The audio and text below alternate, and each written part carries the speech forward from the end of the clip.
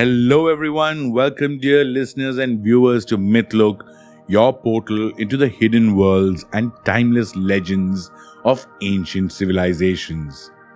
This is your host Nitten Nair, and today we travel through time to explore the mysteries that still echo across our modern world. Today we turn our gaze to a place shrouded in both silence and significance. A place where ancient people reached for the heavens with nothing but the soil beneath their feet. This is the story of Cahokia Mounds. Long before the steel cities of today rose from the ground, before Columbus ever glimpsed the Americas, a vast urban center thrived on the floodplains near the Mississippi River. This was Cahokia, the beating heart of the Mississippian civilization. At its peak around the year 1100 AD, Cahokia was home to as many as 20,000 people, a metropolis larger than London at the time. Imagine that, an indigenous city rivaling the greatest urban centers of medieval Europe. But who were these people and how did they achieve such a feat? The Mississippians left no written record, but the land still speaks.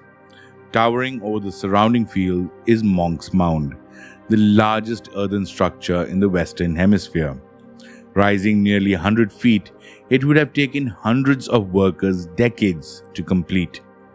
From the summit, a leader or a shaman would gaze out over a sprawling city of plazas, ceremonial mounds, and homes, all laid out with careful intention, aligned with the stars.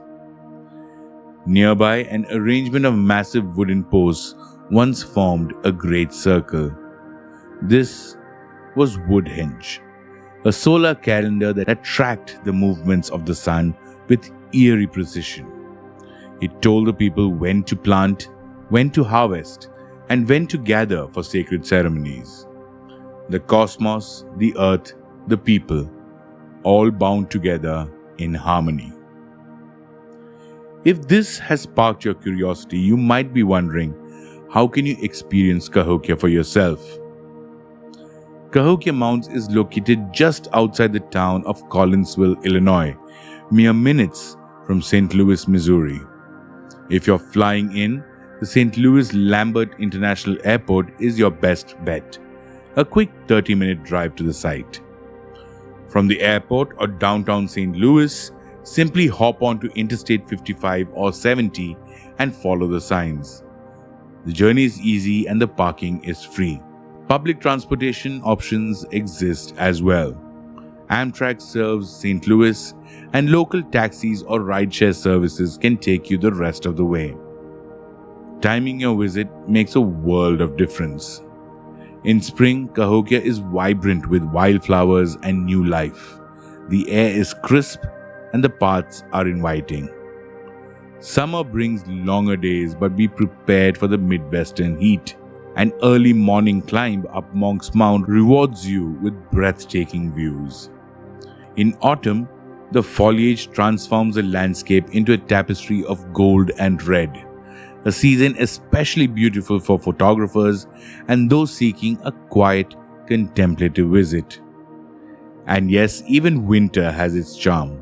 The chill in the air, the bare branches, they seem to whisper stories long forgotten. The site is open year-round and the interpretive center offers warm, indoor exhibits to enjoy as well. Before we go further, a gentle reminder. If you're enjoying this journey through time, please like this video, subscribe to Mythlok, and ring the bell so that you never miss another myth or mystery.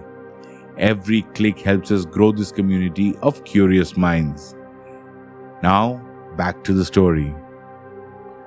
Cahokia is more than just a collection of mounds. It's a window into a complex society, one with trade routes stretching from the Great Lakes to the Gulf of Mexico, with artisans crafting jewelry from distant seashells and copper, with leaders orchestrating massive public works and ceremonies that united thousands. Among the most haunting sites is Mound 72, a burial ground filled with artifacts and the remains of what archaeologists believe were elite individuals, possibly even human sacrifices. It speaks of power, belief, and a cosmology where life, death, and renewal were just part of a divine order. And then something changed. By the 1300s, Cahokia began to decline. Was it overuse of resources, climate change, social unrest? Perhaps disease? We may never know. What remains are the bones of a once great civilization and a legacy waiting to be discovered. Standing atop Monks Mound today, one cannot help but feel the weight of centuries. The wind brushes against your face. The silence hums with presence. You realize that this isn't just history. It's heritage. It's a reminder that human greatness has many faces, and knowledge can lie in the soil as surely as it does in books. So, I leave you with these questions. What if Cahokia had endured? What kind of world would we live in if indigenous civilizations had remained dominant in North America? What stories might we tell if we listen sooner to the wisdom of the land? Thank you for joining me on this journey. Remember to like, subscribe, and share this episode if it stirred your curiosity. Until next time, this is your host Nitten Nair, reminding you to stay curious and stay mythical.